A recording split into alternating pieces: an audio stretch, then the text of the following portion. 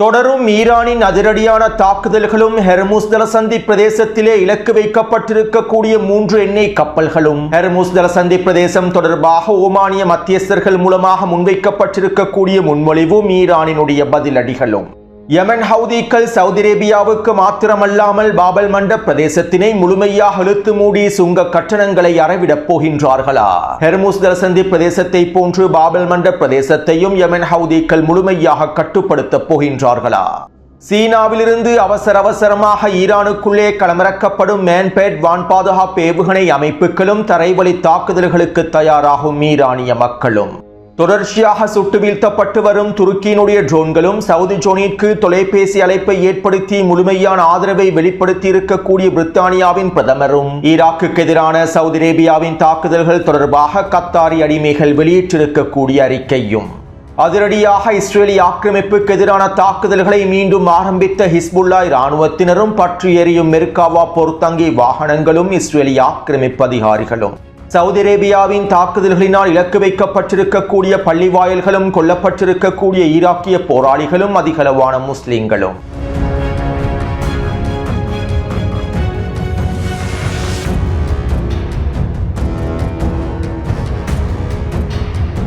America தாக்குதல்களை ஆரம்பிப்பதற்கு முன்பே ஈரான் ஆரம்பித்திருக்கக்கூடிய பிரியம்டிவ் தாக்குதல்கள் தொடர்பாகவும் ஜோர்டானை இலக்கு வைத்து மேற்கொள்ளப்பட்டிருக்கக்கூடிய ஆச்சரிய தாக்குதல் தொடர்பாகவும் ஈராக்கை இலக்கு வைத்து சவுதி அரேபியா மேற்கொண்டிருக்கக்கூடிய வான்வழி தாக்குதல்கள் தொடர்பாகவும் யமன் ஹவுதிகளுடைய அதிரடியான நடவடிக்கைகள் தொடர்பாகவும் இன்று மதியம் வெளியிட்ட காணொலியில் பல முக்கியமான தகவல்களை பதிவிட்டுள்ளேன். இதனால் இன்று மதியம் வெளியிட்ட காணொலியை பார்வையிடாதவர்கள் அவசரமாக கீழே இருக்கக்கூடிய லிங்கினை பயன்படுத்தி குறித்த காணொலியை பார்வையிடுங்கள். அப்போதுதான் செய்திகளுடைய தொடர்ச்சியை உங்களுக்கு தெளிவாக புரிந்து கொள்ள முடியும். இன்று அதிகாலை ஈராக்கை இலக்கு வைத்து சவுதி அரேபியா மேற்கொண்டிருக்கக்கூடிய தாக்குதல்கள் தொடர்பாகவும் யமனின் களத்திலே சவுதி அரேபியா தொடர்ச்சியாக மேற்கொண்டு வரக்கூடிய தாக்குதல்கள் தொடர்பாகவும் யமனின் களத்தில் இருக்கக்கூடிய கூட்டுப்படைகளுக்கும் கூலிப்படைகளுக்கும் சவுதி அரேபியா வழங்கி வரக்கூடிய முழுமையான ஆதரவு தொடர்பாகவும் மத்திய கிழக்கு ஆய்வாளர் ஒருவர் இவ்வாறு தெரிவித்துள்ளார். கடந்த 12 வருடங்களுக்கு மேலாக யமனின் களத்திலே யமன் மக்களுக்கு எதிராகவும் யமன் குழந்தைகள் பெண்களுக்கு எதிராகவும் சவுதி அரேபியா தொடர்ச்சியான தாக்குதல்களை மேற்கொண்டு வருகின்றது. சவுதி அரேபியாவின் வான்வழி தாக்குதல்களினால் யமனின் களத்தில் பல பாடசாலைகள், மருத்துவ நிலையங்கள் என அனைத்தும் தரைமட்டமாக்கப்பட்டுள்ளன. யமன் மக்களுக்கு எதிராகவும் யமன் பெண்கள் மற்றும் குழந்தைகளுக்கு எதிராகவும் சவுதி அரேபியா காட்டுமிராண்டித்தனமான தாக்குதல்களை மேற்கொண்டிருந்தது. தற்போதும் இந்த தாக்குதல்களை யமனுக்குள்ளே அரங்கேற்றுகின்றது.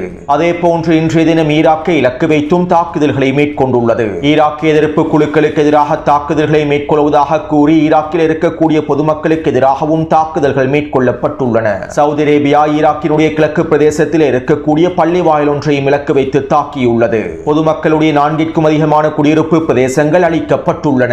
இந்த தாக்குதலினால் ஈராக்கிய பொதுமக்கள் இனப்படுகொலை செய்யப்பட்டுள்ளார்கள். உண்மையில் சவுதி அரேபியாவினுடைய நிலைப்பாட்டை நினைத்தால் வேடிக்கையாகவே இருக்கின்றது. யமனின் களத்தில் முஸ்லிம்களுக்கு எதிராக போராடுவதற்கு அவர்களை ஆதரிக்கக்கூடிய கூலிப்படைகளுக்கும் கூட்டுப்படைகளுக்கும் தேவையான எல்லாவிதமான ஆயுத உதவிகளையும் நிதி உதவிகளையும் வழங்குகின்றது.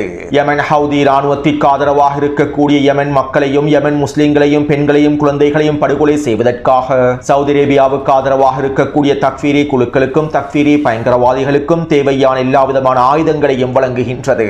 முஸ்லிம்களை படுகொலை செய்வதற்கு தேவையான எல்லாவிதமான உதவிகளையும் ஏனைய முஸ்லிம்களுக்கு வழங்குகின்றது. இன்றைய தினம் ஈராக்கிலே மேற்கொண்டிருக்கக்கூடிய தாக்குதல்களினாலும் முஸ்லிம்களுடைய பள்ளி வாயில் அளிக்கப்பட்டுள்ளது. இவ்வாறு முஸ்லிம்களை இனப்படுகொலை செய்வதற்காகவும் முஸ்லிம்களுக்கு எதிரான தாக்குதல்களை மேற்கொள்வதற்காகவும் எல்லாவிதமான நிதி உதவிகளையும் ஆயுத உதவிகளையும் வழங்கக்கூடிய சவுதி அரேபியாவுக்கு காசாவின் களத்திலே பலஸ்தீனிய மக்களுக்கு ஆதரவாக எதுவுமே செய்ய முடியவில்லை. யமனின் களத்தில் இருக்கக்கூடிய முஸ்லிம்களை படுகொலை செய்வதற்காக ஏனைய முஸ்லிம் ஆயுத குழுக்களுக்கு தேவையான ஆயுதங்களையும் நிதி உதவிகளையும் சவுதி அரேபியாவுக்கு வழங்க முடியுமாக இருந்தால் ஏன் காசாவின் களத்தில் இருக்கக்கூடிய பலஸ்தீனிய முஸ்லிம்களுக்கு தேவையான ஆயுதங்களையும் நிதி உதவிகளையும் சவுதி அரேபியாவினால் வழங்க முடிவதில்லை? ஜியோனிச ஆக்கிரமிப்புக்கு எதிராக இஸ்ரேலிய ஆக்கிரமிப்புக்கு எதிராக சவுதி அரேபியா வெறும் கண்டன அறிக்கைகளை மாத்திரமே வெளியிடுகின்றது. 3 வருடமாக காசாவிலே பலஸ்தீனிய மக்கள் இனப்படுகொலை செய்யப்பட்டு வருகின்ற போதிலும் சவுதி அரேபியாவினால் ஜியோனிச ஆக்கிரமிப்புக்கு எதிராக கண்டன அறிக்கைகளை மாத்திரமே வெளியிட முடிகின்றது. ஆனால் யமனின் களத்திலும் ஏனைய களங்களிலும் முஸ்லிம்களை இனப்படுகொலை செய்வதற்காக ஏனைய முஸ்லிம்களை தயார்படுத்துவதற்கு எல்லாவிதமான உதவிகளையும் சவுதி அரேபியா வழங்குகின்றது. இதனால் தான் சவுதி அரேபிய தலைவர்கள் ஜியோனிச தலைவர்கள் என்று நாங்கள் குறிப்பிடுகின்றோம். இவர்களுடைய கொள்கை ஜியோனிச கொள்கையாகும். மேலும் இந்த ஜியோனிச தக்ஃபீரி தலைமைகளுடைய உண்மையான முகத்தை தற்போது ஒட்டுமொத்த சர்வதேசமும் தெளிவாக புரிந்து கொண்டுள்ளது என குறித்த மத்திய கிழக்கு ஆய்வாளர் தன்னுடைய கருத்துக்களையும் விமர்சனங்களையும் முன்வைத்துள்ளார். அத்தோடு இன்று அதிகாலை ஈராக்கை இலக்கு வைத்து சவுதி அரேபியாவும் அமெரிக்காவும் ஒன்றிணைந்து மேற்கொண்டிருக்கக்கூடிய கூட்டு தாக்குதல்களில் கிட்டத்தட்ட 40க்கும் அதிகமானோர் படுகொலை செய்யப்பட்டுள்ளார்கள். இதன்போது ஈராக்கில் இருக்கக்கூடிய கிழக்கு பிரதேசத்தின் பள்ளி வாயில் ஒன்றும் இலக்கு வைக்கப்பட்டுள்ளது. இவை தொடர்பான புகைப்படங்களை டெலிகிராம் சேனலில் பதிவிட்டுள்ளேன். அதே போன்று ஈராக் எதிர்ப்பு குழுவான PMF படைக்குழுக்களுடைய முக்கியமான தலைமையகங்களை இலக்கு வைத்தும் தாக்குதல்கள் மேற்கொள்ளப்பட்டுள்ளன. இந்த தாக்குதல்களினால் 25க்கும் அதிகமான ஈராக்கிய போராளிகள் கொல்லப்பட்டுள்ளார்கள். 32க்கும் அதிகமானோர் படுகாயங்களுக்கு உள்ளாக்கப்பட்டிருப்பதாக தெரிவிக்கப்படுகின்றது. அத்தோடு ஈராக்கில் இருக்கக்கூடிய PMF படைகள் என்பது ஈராக்கிய அரசு ராணுவத்தோடு ஒன்றிணைந்து செயற்படக்கூடிய படைப்பிரிவாகும். ஈராக்கிய அரசியலமைப்பு சட்டத்திற்கு கீழாலேயே குறித்த படைப்பிரிவு எதிர்ப்பு குழுவானது செயற்படுகின்றது. ஈராக்கில் இருந்த ISIS பயங்கரவாதிகளையும் ஏனைய தக்ஃபீரிய பயங்கரவாதிகளையும் முடிவுக்கு கொண்டு வருவதற்கு PMF படைப்பிரிவினர் மிக முக்கியமான வேலை திட்டங்களை முன்னெடுத்துள்ளார்கள். இவை தொடர்பாக முன்பு பல காணொளிகளில் நான் தெளிவாக குறிப்பிட்டுள்ளேன்.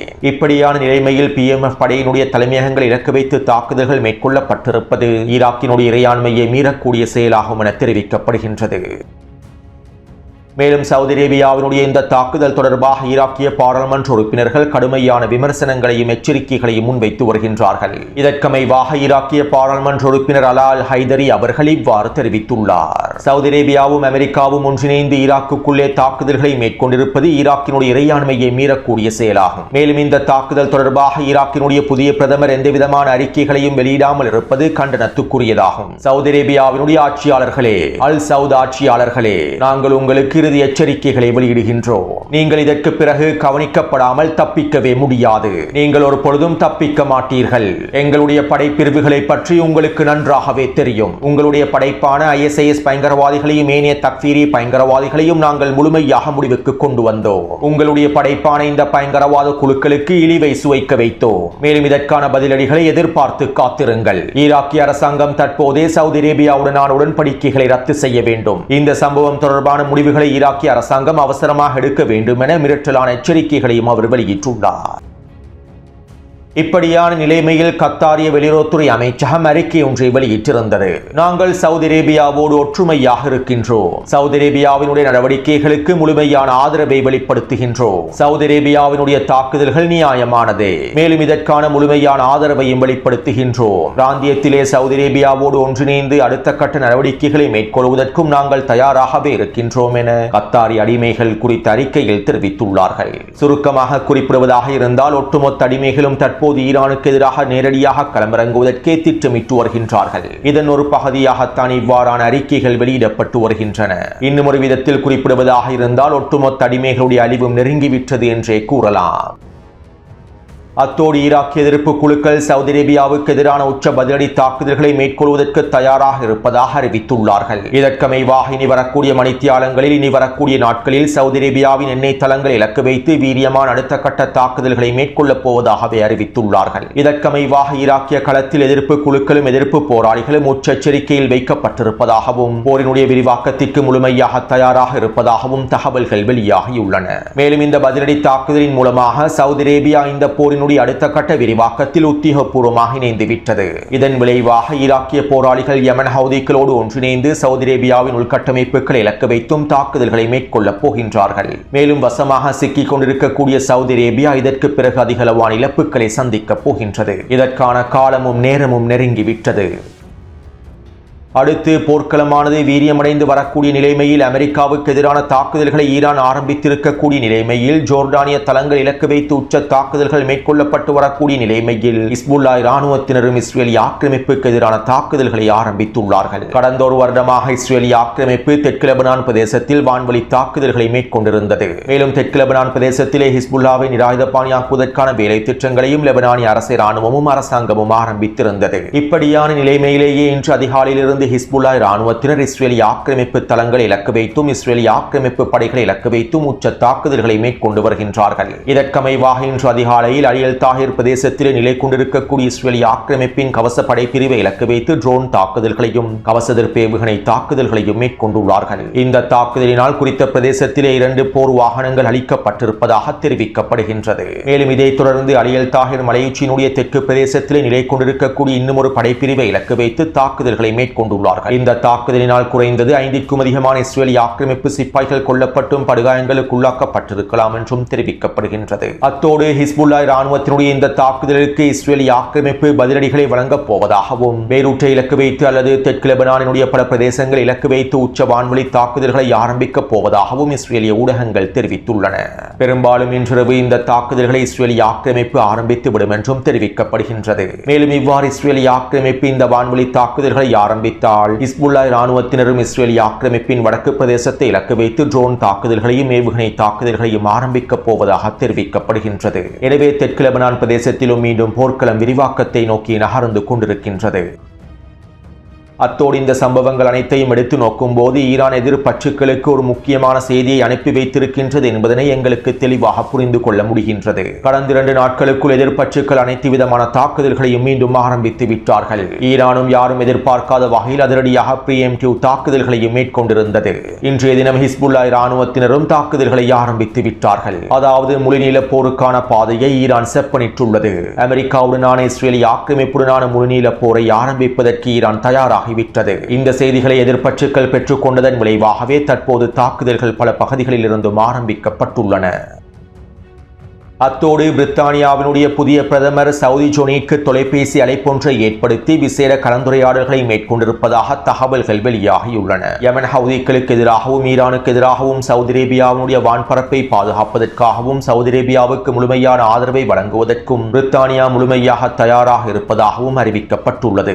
சவுதி அரேபியாவினுடைய உள்கட்டமைப்புகள் இலக்கு வைத்து தாக்குதல்கள் மேற்கொள்ளப்பட்டால் சவுதி அரேபியாவுக்கு எதிரான போர் விரிவடையுமாக இருந்தால் பிரித்தானியா முழுமையாக சவுதி அரேபியாவுக்கு ஆதரவை வழங்கி சவுதி அரேபியாவை முழுமையாக பாதுகாப்பதற்கான வேலை திட்டங்களை மேற்கொள்ளும் என பிரித்தானியாவுடைய பிரதமர் சவுதி ஜோனிக்கு உறுதியளித்திருப்பதாக தெரிவிக்கப்படுகின்றது. அதாவது பிரித்தானிய ஆக்கிரமிப்பினால் உருவாக்கப்பட்ட அல் சவுத் குடும்பத்தை பாதுகாப்பதாக தற்போதைய புதிய பிரதமர் உறுதியளித்துள்ளார். ஜியோனிச தலைவர்களினால் உருவாக்கப்பட்ட அல் சவுத் குடும்பத்தை பாதுகாப்பதற்கு தற்போது ஜியோனிச தலைவர்கள் ஒன்றுபட்டுள்ளார்கள். அத்தோடு இன்று மாலை யமன் ஹவுதி இராணுவத்தினர் துருக்கியினுடைய இன்னும் ஒரு ட்ரோன் ஒன்றை இலக்கு வைத்தும் தாக்குதல்களை மேற்கொண்டிருந்தார்கள். இந்த தாக்குதலின் விளைவாக துருக்கியின் கராயல் ட்ரோனானது சுட்டு வீழ்த்தப்பட்டுள்ளது. மேலும் யமனின் களத்திலே தரைவழி மோதல்களும் வீரியமடைந்து வருகின்றன. கடந்த 24 மணித்தியாலத்திற்குள்ளே யமன் ஹவுதி இராணுவத்திற்கும் சவுதி அரேபியாவின் கூட்டுப்படைகளுக்கும் இடையில் உச்ச மோதல்கள் நடைபெற்று வருகின்றன. இதற்கமைவாக குறித்த வரைபடத்திலே இலக்கம் 2 குறிப்பிடப்பட்டிருக்கக்கூடிய அத்தாலி பிரதேசத்திலும் இலக்கம் 4 குறிப்பிடப்பட்டிருக்கக்கூடிய ரையான் பாலைவன பிரதேசங்களிலும் உச்ச மோதல்கள் நடைபெற்று வருகின்றன.